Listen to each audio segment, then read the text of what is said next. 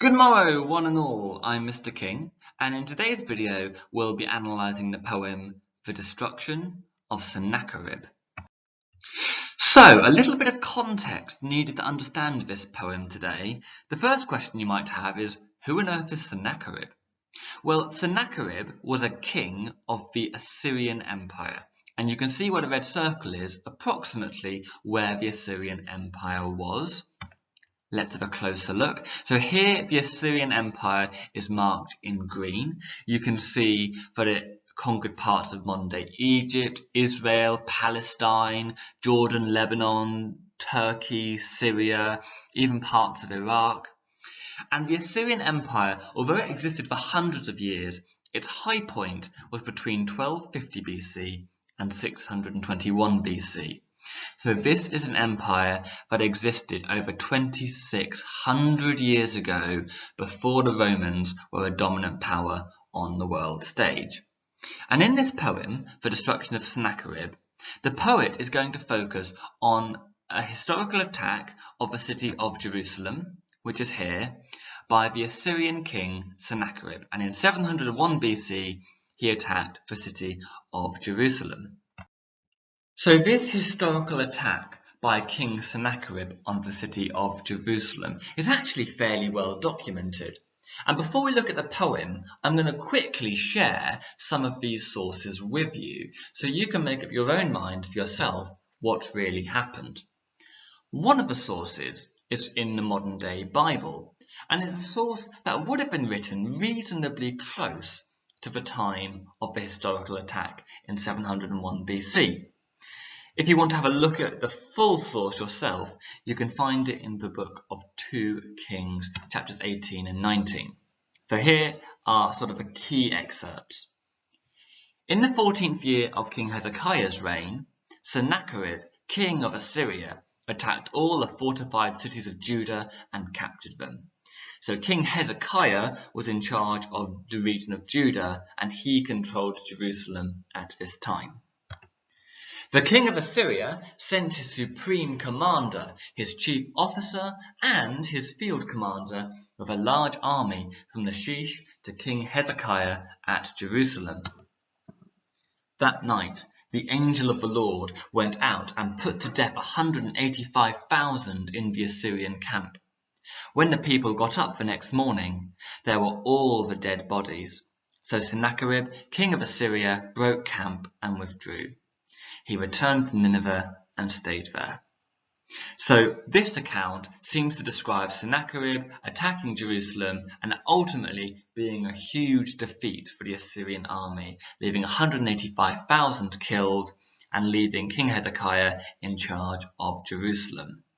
And the reason given for the defeat of King Sennacherib was an angel of the Lord, or the angel of death, went out and killed the Assyrian soldiers.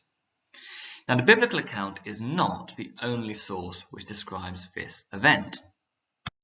One of the other sources comes from the Assyrians themselves. They produced these clay prisms with writing on it, and because they're written in clay, they've survived until the modern day. One of them, the Taylor prism, can be found in the British Museum, and here is what it says. Here's an account of the attack from King Sennacherib's perspective. As for the king of Judah, Hezekiah, who had not submitted to my authority, I besieged and captured 46 of his fortified cities, along with many smaller towns taken in battle with my battering rams. I took as plunder 200,150 people, both small and great, male and female, along with a great number of animals, including horses, mules, donkeys, camels, oxen, and sheep. As for Hezekiah, I shut him up like a caged bird in his royal city of Jerusalem. I then constructed a series of fortresses around him, and I did not allow anyone to come out of the city gates. His towns I captured I gave to the kings of Ashdod, Ekron, and Gaza. So, a slightly different account from the biblical account. It does not acknowledge a defeat outside of Jerusalem, although you could ask the question, would you expect a defeated army to acknowledge a defeat? They might not. What we do know is that both sources seem to agree that King Sennacherib did besiege Jerusalem around 701 BC. Although they don't agree on the defeat, Lord Byron, who wrote the poem The Destruction of Sennacherib, chose to use the biblical account as his inspiration for his narrative poem. So, with that in mind, let's have a look. What do you need to know about the poem The Destruction of Sennacherib in 60 seconds? Well, in this poem, Lord Byron describes the Assyrians' unsuccessful siege of Jerusalem from the biblical perspective. And in his poem are a number of key themes. So, firstly, there's the physical conflict between Sennacherib and Hezekiah.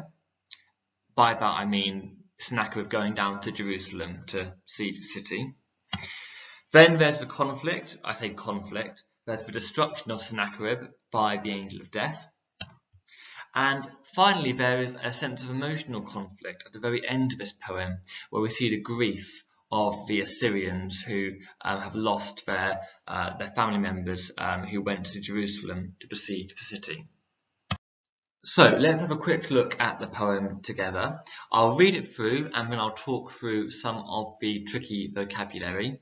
But if you think you've already got a clear grasp of that, do feel free to skip ahead a couple of minutes to the language and structural analysis. And at the very end, I will think about how the poet uses metre for effect. So here's the poem. The Assyrian came down like the wolf on the fold, and his cohorts were gleaming in purple and gold, and the sheen of their spears were like stars on the sea, when a blue wave rolls nightly on deep Galilee. Like the leaves of the forest when summer is green, that host with their banners at sunset were seen. Like the leaves of the forest when autumn hath blown, that host on the morrow lay withered and strown.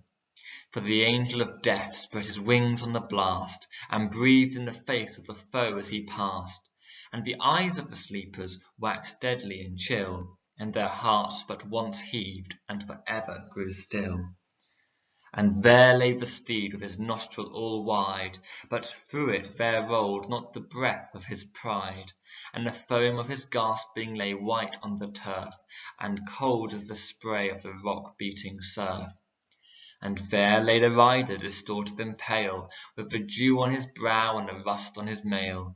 And the tents were all silent, the banners alone, the lances unlifted, the trumpet unblown.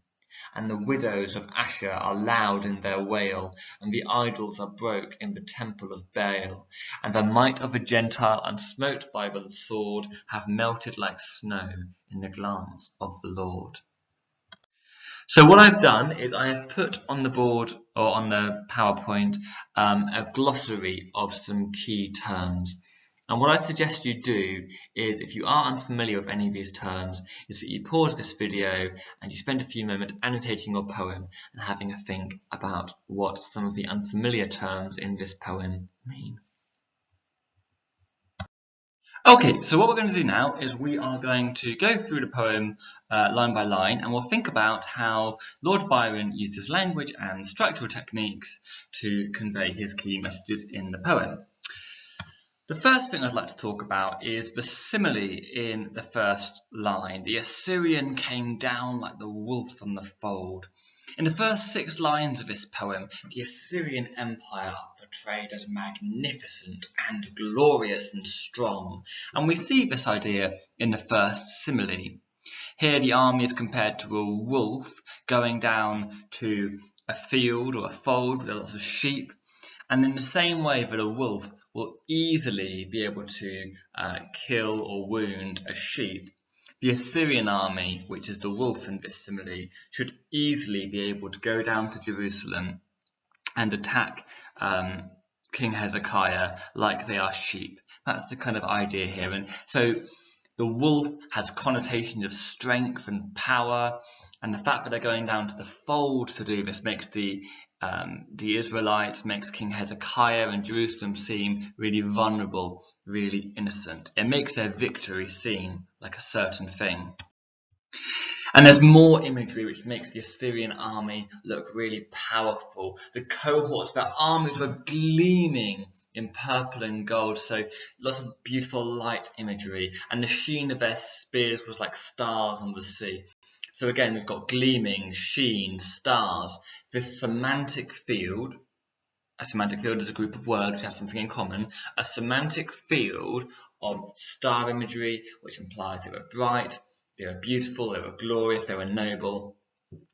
And the armies are dressed in purple and gold, and purple is a colour that has connotations of royalty and strength, because purple is quite an expensive colour if you're going to dye clothes purple. So purple connotes wealth and royalty and power, and gold also has connotations of wealth, riches and power. So what we have here is all of this imagery which makes the Assyrian army seem really powerful. If you take the simile like stars on the sea as well, that suggests that there were as many soldiers in the Assyrian army as there were stars in the sky being reflected on the sea surface, i.e. it implies the army was huge. So in stanza 1, the Assyrian army's strength is heavily emphasized. We've even got this simile, stars on the sea when the blue wave rolls nightly on deep Galilee at the end of this stanza. And the sea is an incredibly powerful thing. When the sea moves against something, it's almost impossible to stop. Think about, for example, tsunamis or tidal waves.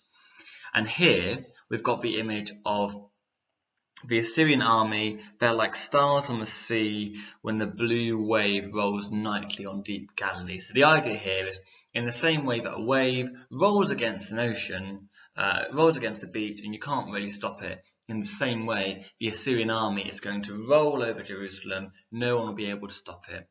And so the confident tone here, the powerful imagery, it just makes the Assyrian army seem unstoppable. And that sense of being unstoppable is reinforced by the use of rhyme scheme here. We've got fold, rhyme of gold, sea, Galilee, and in this first stanza, I would argue that the rhyme just reinforces that confident tone, which implies the Assyrian army is powerful and authoritative. But this does not last for very long, because in the second stanza, everything changes. Like the leaves of the forest when summer is green, that host of the banners at sunset were seen. Like the leaves of the forest in autumn have blown, that host in the morrow lay withered and strown. So in line 5 and 6, the Assyrian army are compared to bright green leaves, healthy, strong, vibrant in the peak of summer. The next day, however, they are compared to withered and dying leaves, like the ones you might see at the end of autumn, or crumpled and withered and strown. So what that suggests is that in this stanza, the Assyrian army has gone from being powerful to effectively predominantly being dead, because the angel of death has passed all over them. And the contrast between the bright green leaves and the withered leaves highlights just how dramatically the circumstances have changed. And this really emphasizes the power of the Lord over the Assyrian army, because clearly Lord Byron is narrating in this poem the power of God over the Assyrian army. So even though in lines 1 to 6 the Assyrian army are presented as incredibly strong and incredibly powerful, it is all nothing in comparison to the strength of God and the strength of the angel of death, because the Assyrian army cannot stand up to the power of God and his angel of death. We've talked about this simile already, but if you wanted to, you could talk about how there's a simile, these two similes contrast. I'm not going to say anything more to add to what I've already said on that. Okay, so now let's look at the third stanza. For the angel of death spread his wings on the blast and breathed in the face of the foe as he passed. So what's really interesting here is the angel of death, with its wings spread wide, is breathing in. He looks at the faces of his now dead enemies, the Assyrians, and he breathes in their faces. And breathed is a really interesting verb to use, because here the angel of death is breathing, which is if you wanted, you could argue that's almost an oxymoron. The angel of death is breathing. But it's ironic that the angel of death is breathing when the Assyrian army, they're not breathing because they've all been killed. So that juxtaposition between the breathing angel of death and the dead soldiers who are not breathing just emphasizes the power of the angel of death. And throughout this stanza, we've got a lot of alliteration. The face of his foe, and the heart that once heaved. It's quite sort of breathy, quite aggressive tone created. And that reinforces, you could argue, the sense of desperation that the Assyrian army felt. They couldn't stand up to the aggression of the angel of death, which is suggested by the alliteration of face of the foe. And the heart that once heaved almost implies a kind of sense of anxiety and fear for the remaining Assyrian army who could not stand up to the angel of death. And whereas in stanza 1 I argued that the rhyme scheme created a sense of power and authority, here I would argue that the rhyme creates quite a sinister tone. So the angel of death spread his wings in the blast, and he breathed in the face of the foe as he passed. Chill rhyming with still. These words create quite a sinister tone. Past has connotations of someone passing away. Blast obviously makes us think of explosions and death. Chill and still make us think of dead bodies. And so these words which rhyme, which have quite sinister connotations, creates quite a sinister tone, which is appropriate given just how powerful the angel of death really is. Moving on to the 4th stanza, we have this quite zoomed in description of the horses of the Assyrian army. And there lay the steed with his nostril all wide, but through it there rolled not the breath of his pride. So what those first 2 lines are saying is that there was a dead horse, the steed, the dead horse, and its nostrils are wide, they're flared, but the horse is not breathing. It's not breathing the proud breaths of the pride of horses. I guess what's being suggested here is that the Assyrian army would have bred very powerful and strong horses, and so probably the Assyrian army were riding very well bred, very powerful horses. They were very proud of their horses, but despite being excellent horses, they are now dead on the battlefield and they're not breathing. And the foam of his gasping lay white on the turf. So what's being implied there is as the horse was dying, it was gasping for breath, it was foaming at the nostrils, and that foam is lying there on the turf, the grass. And that white foam on the grass is being compared in line 16 to the white foam that you might get on waves when waves crash against the shore, cold as the spray of the rock-beating surf. And this is a really interesting idea because what the poet is doing here is he's using a similar idea to one he used earlier in the poem, but he's using it for very different reasons. So in the beginning of the poem, we had the sea imagery. The Assyrian army were like the sea rolling nightly on deep Galilee. And in that example, the sea imagery implies that the Assyrian army were unstoppable like waves.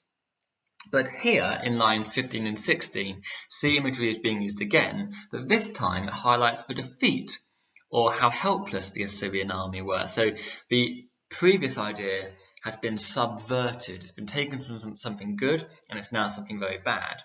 Here, the foam from the horse's nostrils remind the poet of the foam that you might get on waves when they crash against the seashore. Clearly, this horse died a really horrible, quite violent death. It's foaming at the nostrils like this. And so this powerful image, which compares the foam from the dying horse's nostrils to the foam that you get on a beach, just highlights just how bad it was for the Assyrian army, how vulnerable and how defeated they really are. As we move on to the 5th and penultimate stanza, we move away from the horses and on to the riders, who are lying on the battlefield with dew on their brow, rust on their mail. The tents were all silent, the banners alone, the lance unlifted, the trumpet unblown. So here we've got the riders left on the battlefield. They've got dew on their brow. So dew is the kind of moisture that you get first thing in the morning. And here the bodies have been lying out long enough, so there's dew on their brow, there's moisture on their faces. And perhaps that might make readers imagine not just the dew on their brow, but sort of like tears on their faces, tears on the Assyrian army's faces for their defeat. And rust on their mail, so their armour has rusted overnight, which is quite a powerful thing. Normally it takes a long time for chainmail to rust, but here it's rusted overnight. So that really exaggerates just how powerful the angel of death is, if he's able to not just kill the Assyrian army overnight, but also make it seem like they've been dead for ages and ages because there's now rust on their chainmail. But one thing I want to pick out from this 5th stanza is that there is no oral imagery. So we're talking about how silent things are. The tents are all silent, the trumpet is unblown. And that's going to be really significant, but there is no oral imagery in the 5th stanza for when we get to the 6th stanza. Because in the 6th stanza, we begin with lots of oral imagery. We begin with the widows of Asher wailing loudly. And so the contrast between the silence of the battlefield and the wailing in Asher, it really, I suppose, exaggerates the emotional conflict, I suppose, that the widows are going through. Because the widows back in Asher, hearing about family members who died outside of Jerusalem, will be wailing. You could zoom on the onomatopoeic words wail, and the contrast between the wail of the widows and the silence of the battlefield just highlights how painful it is for the widows of Asher. And in this final stanza, we're introduced to the idea of the emotional conflict that the widows of Asher are suffering. And we can see they're distraught because they're going into their temples and destroying idols, because that's just how upset they are. The idols are broken in the temple of Baal, and the might of the Gentile, unsmoked by the sword, have melted like snow in the glance of the Lord. So we end with this simile. The Assyrian army have melted like snow in the glance of the Lord. The Lord, God, only had to glance at the Assyrian army for them to melt like snow. And this makes the Assyrian army seem very weak, makes their strength seem very futile. And if we contrast this ending to the power and strength of the Assyrian army in the 1st stanza, it makes their defeat seem even worse, and thus makes their defeat by God seem all the more inevitable. So I hope that's been useful. Before I finish my analysis of this poem, I would just like to quickly talk about how Lord Byron uses metre in this poem. So by metre, I mean the rhythm of the poem. And when I was reading it out earlier, perhaps you noticed that there is a kind of dum-dum-dum-dum-dum-dum-dum-dum sort of rhythm to the poem. Have a listen. The Assyrian came down like the wolf on the fold, and his cohorts were gleaming in purple and gold. There's a kind of dum-dum-dum sort of rhythm to it. And the technical rhythm, the technical term for rhythm, in this case is anapestic tetrameter. So what does that mean?